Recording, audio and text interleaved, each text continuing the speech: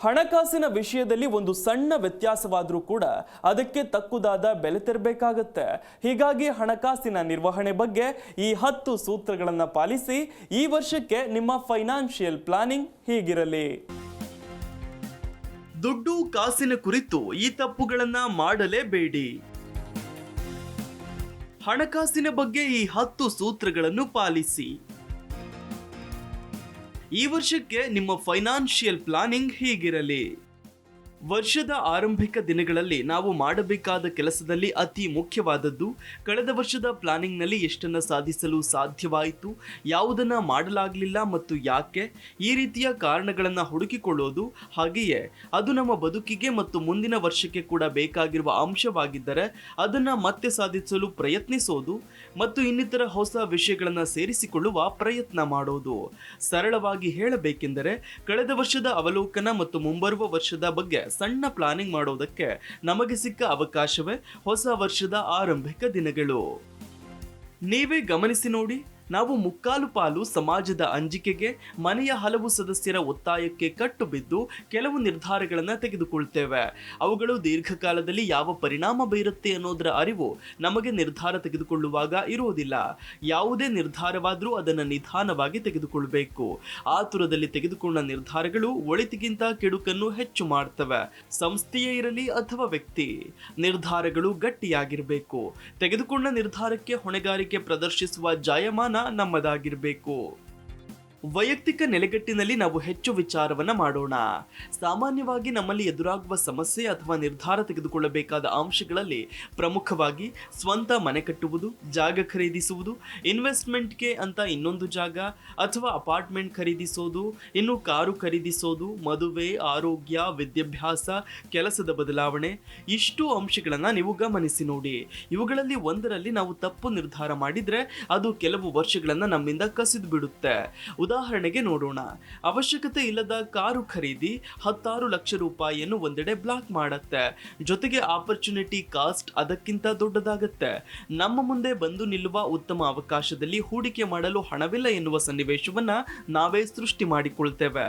ಇನ್ನು ಮನೆ, ಜಾಗದಂತಹ ವಿಷಯದಲ್ಲಿ ಆತುರ ಮತ್ತು ತಪ್ಪು ನಿರ್ಧಾರ ಮಾಡಿದ್ರೆ ಅದು 16 ವರ್ಷವನ್ನ ನುಂಗಿಬಿಡುತ್ತದೆ.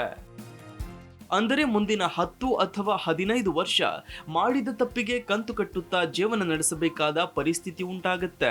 ಹೀಗಾಗಿ ಇಂಥ ವಿಷಯಗಳಲ್ಲಿ ನಿರ್ಧಾರ ತೆಗೆದುಕೊಳ್ಳುವ ಮುನ್ನ ಅದರ ಸಾಧಕ ಬಾಧಕಗಳನ್ನು ಬರೆದಿಟ್ಟುಕೊಳ್ಳೋದು ಕೂಡ ಉತ್ತಮವೇ. 16 ಕಡೆಗಳಲ್ಲಿ ಇದರ ಬಗ್ಗೆ ಇನ್ನಷ್ಟು ಮಾಹಿತಿ ಸಂಗ್ರಹಣೆ ಮಾಡೋದು ಕೂಡ ಮಾಡಬೇಕು. ಕನಿಷ್ಠ ವಾರ ಅಥವಾ 10 ದಿನ ತೆಗೆದುಕೊಂಡ ತೀರ್ಮಾನದ ಜೊತೆಗೆ ಜೀವಿಸಬೇಕು. ನಿಮ್ಮ ಫೈನಾನ್ಷಿಯಲ್ ಅಡ್ವೈಸರ್ ಬಳಿ ಇದರ ಕುರಿತು ಚರ್ಚಿಸಬಹುದು. ಸರಿ ಎನಿಸಿದಾಗ ಕಾರ್ಯೋನ್ಮುಖರಾಗಬಹುದು. ಇದರ ಜೊತೆಗೆ ದಿನನಿತ್ಯದ ಸಣ್ಣ ಪುಟ್ಟ ನಿರ್ಧಾರಗಳು ಕೂಡ ದೀರ್ಘಕಾಲದಲ್ಲಿ ದೊಡ್ಡ ವ್ಯತ್ಯಾಸವನ್ನ ಉಂಟು ಮಾಡುತ್ತೆ. ಉದಾಹರಣೆಗೆ ಮಗುವನ್ನ ಶಾಲೆಯ ವಾಹನದಲ್ಲಿ ಕಳಿಸೋದು ಅಥವಾ ನಾವೇ ಕಾರಿನಲ್ಲಿ ಇಲ್ಲವೇ ಸ್ಕೂಟರ್ನಲ್ಲಿ ಕರೆದುಕೊಂಡು ಹೋಗಬೇಕು ಅನ್ನೋದು ತೀರಾ ಸಾಧಾರಣ, ಮಹತ್ವವಲ್ಲದ ನಿರ್ಧಾರ ಅನ್ಸುತ್ತೆ. ಆದ್ರೆ ನಾವೇ ಶಾಲೆಗೆ ಬಿಡುವ ನಿರ್ಧಾರ ದೀರ್ಘಕಾಲದಲ್ಲಿ ಶಾಲೆಯ ವಾಹನಕ್ಕಿಂತಲೂ 16 ಪಟ್ಟು ಹೆಚ್ಚು ದುಬಾರಿ ಆಗಬಹುದು. ಜೊತೆಗೆ ನಮ್ಮ ವೇಳೆಯೂ ಅಲ್ಲಿ ಅಪಮೌಲ್ಯ ಹೊಂದುತ್ತೆ. ಇದರರ್ಥ ಮಕ್ಕಳನ್ನ ಶಾಲೆಗೆ ಪೋಷಕರು ಬಿಡಬಾರದು ಅಂತ ಅಲ್ಲ. ನೀವು ಬದುಕಿನ ಯಾವ ಹಂತದಲ್ಲಿದ್ದೀರಿ ಅನ್ನೋದರ ಮೇಲೆ ಈ ನಿರ್ಧಾರ ಸರಿ ಅಥವಾ ತಪ್ಪು ಅನ್ನೋದನ್ನ ನಿರ್ಧರಿಸಬಹುದು. ಹೀಗೆ ತಿಂಗಳಿಗೊಮ್ಮೆ ಅಥವಾ 2 ಬಾರಿ ರೆಸ್ಟೋರೆಂಟ್ನಲ್ಲಿ ಊಟ ಮಾಡುವ ನಿರ್ಧಾರ, ಸಿಗರೇಟು, ಮದ್ಯಪಾನ, ಮನರಂಜನೆಗೆ ಬೇಯಿಸುವ ಹಣ ಎಲ್ಲವೂ ಲೆಕ್ಕವನ್ನ ಹಳಿತಪ್ಪಿಸುವ ಶಕ್ತಿ ಹೊಂದಿರ್ತವೆ. ಇವುಗಳನ್ನ ಸರಿಯಾಗಿ ಬಜೆಟ್ ಮಾಡದಿದ್ದರೆ ಅಪಾಯ ಕಟ್ಟಿಟ್ಟ ಬುತ್ತಿ. ಈಗ ನೀವು ನಿಮ್ಮ ಸುತ್ತಮುತ್ತಲಿನ ಜಗತ್ತನ್ನ ಒಮ್ಮೆ ಗಮನಿಸಿ ನೋಡಿ. ಅವರಲ್ಲಿ ಮುಕ್ಕಾಲು ಪಾಲು ಜನ ಹಣವಿಲ್ಲ, ಹಣದ ಕೊರತೆ ಅನ್ನುವ ಮಾತುಗಳನ್ನ ಸದಾ ಆಡ್ತಿರ್ತಾರೆ.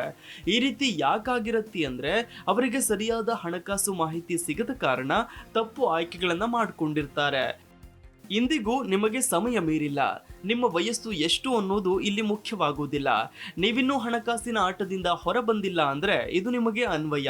ಹೀಗಾಗಿ ಹಣಕಾಸಿನ ಮೂಲಭೂತ ನಿಯಮಗಳನ್ನು ಕಲಿಯಲು ಪ್ರಾರಂಭಿಸಿ. ಯಾವುದು ನಾವಂದುಕೊಂಡಷ್ಟು ಸುಲಭವಾಗಿ ನಮಗೆ ದಕ್ಕುವುದಿಲ್ಲ. ಅದೇ ಸಮಯದಲ್ಲಿ ನಾವಂದುಕೊಂಡಷ್ಟು ಕಷ್ಟವೂ ಆಗಿರೋದಿಲ್ಲ. ಒಟ್ಟಾರೆ ಸರಳವಾಗಿ ಹೇಳಬೇಕು ಅಂದ್ರೆ ನಾವು ದಿನನಿತ್ಯ ತೆಗೆದುಕೊಳ್ಳುವ ಅತಿ ಸಾಧಾರಣ ನಿರ್ಧಾರಗಳು ಕೂಡ ಹಣಕಾಸಿನ ನಿರ್ಧಾರವೇ ಆಗಿರುತ್ತೆ. ಹೀಗಾಗಿ ದೊಡ್ಡದು ಚಿಕ್ಕದು ಅನ್ನೋದಕ್ಕಿಂತ ದೀರ್ಘಕಾಲದಲ್ಲಿ ಅವುಗಳು ಮಾಡಬಹುದಾದ ಪರಿಣಾಮವನ್ನು ಅವಲಂಬಿಸಿ ನಿರ್ಧಾರಗಳನ್ನು ತೆಗೆದುಕೊಳ್ಳಬೇಕು. ಸರಳವಾಗಿ ಹೇಳಬೇಕೆಂದರೆ ನಾವೀಗ ಹೇಳುವ ಈ ಅಂಶಗಳನ್ನು ತಪ್ಪದೆ ಪಾಲಿಸುವುದು ಎಲ್ಲ ಸಮಸ್ಯೆಗಳಿಗೆ ರಾಮಬಾಣ. ಅದರಲ್ಲಿ ಮೊದಲನೆಯದ್ದು ಆದಾಯಕ್ಕಿಂತ ಹೆಚ್ಚಿನ ಖರ್ಚು ಮಾಡದಿರುವುದು, ತೀರಿಸಲಾಗದ ಸಾಲ ಮಾಡದಿರುವುದು, ನಾಳಿನ ಬಗ್ಗೆ ಒಂದು ಕಣ್ಣಿಟ್ಟಿರುವುದು, ಇಂದಿನ ಸುಖ ನಮ್ಮನ್ನು ನಾವು ಖುಷಿಯಾಗಿ ಇಟ್ಟುಕೊಳ್ಳುವುದು ಕೂಡ ಮರೆಯಬಾರದು. ಯಾವುದೇ ಖರೀದಿಗೆ ಮುಂಚೆ ಕಾಸ್ಟ್ ಮತ್ತು ಬೆನಿಫಿಟ್ ಲೆಕ್ಕ ಹಾಕುವುದು, ಉಳಿಕೆ ಮತ್ತು ಹೂಡಿಕೆಗೆ ಮೀಸಲಿಟ್ಟ ಹಣವನ್ನು ಯಾವುದೇ ಕಾರಣಕ್ಕೂ ಬೇರೆಯದಕ್ಕೆ ಖರ್ಚು ಮಾಡದೇ ಇರುವುದು. ಹಣಕಾಸಿನ ಶಿಸ್ತು ಎನ್ನುವುದು ಒಂದು ದಿನ, ಒಂದು ವಾರ, ತಿಂಗಳು ಮಾಡಿಬಿಡುವ ಕೆಲಸವಲ್ಲ. ಅದು ಜೀವನ ಶೈಲಿ ಅನ್ನುವುದನ್ನ ಮನನ ಮಾಡಿಕೊಳ್ಳುವುದು. ಅಸ್ಥಿರ ಸಮಾಜದಲ್ಲಿ ಉಂಟಾಗುವ ಬದಲಾವಣೆಗೆ ಸದಾ ಸಿದ್ಧವಾಗಿರುವುದು, ಕಲಿಕೆ ಮರೆಯದಿರುವುದು, ನಿಖರವಾದ ಹಣಕಾಸು ಗುರಿಯನ್ನು ಇಟ್ಟುಕೊಳ್ಳುವುದು, ಆದ್ಯತೆಗಳನ್ನು ಸಮಯಕ್ಕೆ ತಕ್ಕಂತೆ ಅಳವಡಿಸಿಕೊಳ್ಳುವುದು. ಬೆಳಗ್ಗೆ ತಿಂಡಿ ಮನೆಯಲ್ಲಿ ಮಾಡಬೇಕಾ ಇಲ್ಲವೇ ಹೋಟೆಲ್ನಲ್ಲಿ ತಿನ್ಬೇಕಾ ಅನ್ನುವ ಪ್ರಶ್ನೆಯಿಂದ ಕಾರು, ಮನೆ, ಕೆಲಸ, ಬದುಕಿಗೆ ಸಂಬಂಧಪಟ್ಟ ಎಲ್ಲ ಪ್ರಶ್ನೆಗಳಿಗೆ ಉತ್ತರವನ್ನು, ನಿರ್ಧಾರಗಳನ್ನು ನಾವು ತೆಗೆದುಕೊಳ್ಳಬೇಕಾಗತ್ತೆ. ಅತಿ ಚಿಕ್ಕ ನಿರ್ಧಾರದಿಂದ ದೊಡ್ಡ ನಿರ್ಧಾರದವರೆಗೆ ಎಲ್ಲವೂ ಪರೋಕ್ಷವಾಗಿ ಅಥವಾ ಅಪರೋಕ್ಷವಾಗಿ ಹಣಕಾಸಿಗೆ ಸಂಬಂಧಿಸಿರ್ತವೆ. ಹುಟ್ಟಿದ ಕ್ಷಣದಿಂದ ಸಾಯುವವರೆಗೆ ಸಂಖ್ಯೆಗಳ ಆಟ ಬದುಕಿನಲ್ಲಿ ಬಹಳ ದೊಡ್ಡದು. ಆ ಸಂಖ್ಯೆಗಳನ್ನು ನಾವು ನಮ್ಮ ಒಳಿತಿಗೆ ಬಳಸಿಕೊಳ್ಬೇಕು. ಅದಕ್ಕಾಗಿ ನಾವು ನಮ್ಮ ಮೆದುಳನ್ನ ಟ್ರೈನ್ ಮಾಡಬೇಕು. ಬೇಕನಿಸಿದ್ದನ್ನ ಬೇಕಾದ ಹಾಗೆ ಮಾಡಲು ಬಿಡುತ್ತಾ ಹೋದ್ರೆ ಬದುಕು ಸೂತ್ರಕ್ಕಿಂತ ಗಾಳಿಪಟವಾಗತ್ತೆ. ಹೀಗಾಗಿ ಹೊಸ ವರ್ಷದ ಆರಂಭಿಕ ದಿನಗಳಲ್ಲಿರುವ ನಾವು ಇದರ ಬಗ್ಗೆ ಯೋಚಿಸಿ ಸರಿಯಾದ ನಿರ್ಧಾರ ತೆಗೆದುಕೊಳ್ಳಬೇಕಿದೆ. ನೆನಪಿರಲಿ, ಸಮಯ ಎನ್ನುವುದು ವೇಗವಾಗಿ ಕಳೆದು ಹೋಗುತ್ತದೆ. ಮುಂದಿನ ವರ್ಷ ಮತ್ತೆ ಮನೆ ಬಾಗಿಲಿಗೆ ಬಂದು ನಿಲ್ಲುತ್ತದೆ. ಆಗ ಮತ್ತದೇ ತಪ್ಪಾಗಿದೆ ಎಂದರೆ ಒಂದು ವರ್ಷ ನಮ್ಮ ಕೈಯಿಂದ ಜಾರಿ ಹೋಯಿತು ಎಂದರ್ಥ. ಈ ಸ್ಟೋರಿ ನೋಡಿದ ತಕ್ಷಣ ಒಂದು ಪುಟ್ಟ ಪ್ಲಾನ್ ಸಿದ್ಧ ಮಾಡಿಕೊಳ್ಳಿ. ಪ್ರತಿ ತಿಂಗಳು ಅದರ ಸ್ಟೇಟಸ್ ಅಪ್ಡೇಟ್ ಮಾಡಿಕೊಳ್ಳಿ. ವರ್ಷದ ಕೊನೆಗೆ ಫಲಿತಾಂಶ ನೀವೇ ಕಾಣುವಿರಿ. Desk bureau, G Kannada news. G Kannada news ಈಗ ನಿಮ್ಮ ಮನೆಯಲ್ಲೇ ನೋಡಿ. ಎಲ್ಲ ಕೇಬಲ್ಗಳಲ್ಲಿ ಈಗ ಲಭ್ಯ. ನಿಮ್ಮ ನೆಚ್ಚಿನ ಜಿ ಕನ್ನಡ ನ್ಯೂಸ್ ಈಗ ಸನ್ ಡೈರೆಕ್ಟ್ ನಲ್ಲಿ number 292, Tata Play number 1664, Jio TV number 1334, NXT digital number 30, In cable number 30, City networks 51, U digital number 162, GTPL number 17, Rockline telecommunications number 42, Shri Basaveshwara cable number 168, rural cable network 60, Vinayaka digital 57, Abhishek cable 821, City channel 53, Siddeshwara cable network 57, ವಿ4 digital Infotech 628, Surya digital networks 53, Gajanan digital number 836, Malnad Infotech private limited number